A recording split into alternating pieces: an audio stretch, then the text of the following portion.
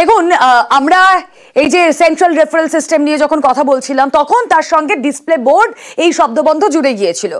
এবার স্বাস্থ্যসাথীর সঙ্গেও display board এই শব্দবন্ধ জুড়ে গেল কিভাবে? স্বাস্থ্যসাথীতে চিকিৎসার তথ্য জানাতে ডিসপ্লে বোর্ড, এবার বেসরকারি হাসপাতালে স্বাস্থ্যসাথীতে ডিসপ্লে বোর্ড। সোমরাজ বন্দ্যোপাধ্যায় আমাদেরকে আরো ডিটেলে জানাবেন যে স্বাস্থ্যসাথীর জন্য এই ডিসপ্লে বোর্ড কিভাবে কাজ করবে। সোমরাজ, দেখো, মূলত বিভিন্ন বেসরকারি হাসপাতাল ও বেসরকারি যে নার্সিংহোমগুলি রয়েছে তারা একটি নির্দিষ্ট জায়গায় এই ডিসপ্লে বোর্ড লাগাবে, যাতে যে সমস্ত রোগীর পরিজনরা যারা বেসরকারি হাসপাতাল বা নার্সিংহোমে আসেন তারা যাতে দেখতে পান যে স্বাস্থ্যসাথীর অধীনে রাজ্য সরকার কোন কোন চিকিৎসা দেয় বা কোন কোন চিকিৎসা দেয় না। এই গোটা বিষয়টি সম্পর্কে যাতে জানতে পারে তার জন্য এই ডিসপ্লে বোর্ড লাগানোর নির্দেশ ইতিমধ্যে নবান্নের তরফে স্বাস্থ্য দপ্তরকে দেওয়া হয়েছে। এবারেই যেটা প্রশ্ন আসে, কেন এই নির্দেশ?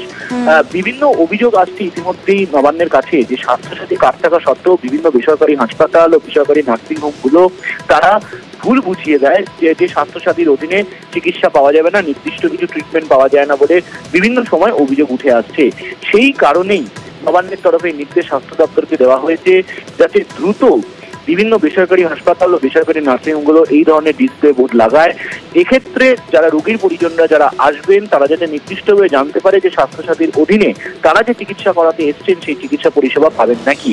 এক্ষেত্রে অনেক ক্ষেত্রে দেখা যাচ্ছে যে ভুল বোঝাবুঝি বা অনেক সময় বিভিন্ন বেসরকারি হাসপাতাল বেসরকারি নার্সিংহোমগুলো ভুল বোঝানোর জন্য তাদের নিজেদের টাকা দিয়েই চিকিৎসা করায়, যদিও স্বাস্থ্যসাথীর অধীনে সেই চিকিৎসা পরিষেবা সুবিধা থাকা সত্ত্বেও। ফলে তো গোটা বিষয়টিকে মাথায় রেখেই এই নির্দেশ নবান্নের তরফে স্বাস্থ্য দপ্তরকে দেওয়া হয়েছে। ইতিমধ্যেই স্বাস্থ্য দপ্তরের তরফে তার পদক্ষেপও করা হচ্ছে বলেই সূত্র মারফত খবর। বেশ।